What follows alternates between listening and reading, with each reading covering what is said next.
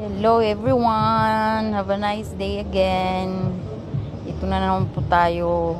Yung mga ready paper bag yan na ginawa.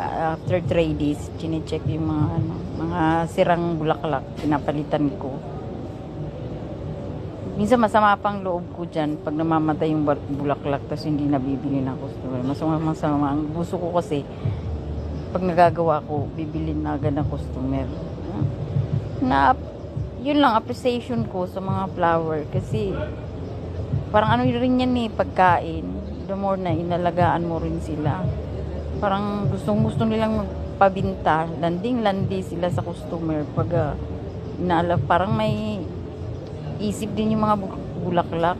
Sa tagal ko na sigurong kaya napapansin ko rin, nararamdaman ko rin yung ng bulaklak pag matamlay ako, parang matamlay din ng bulaklak. See you next reel. Bye-bye.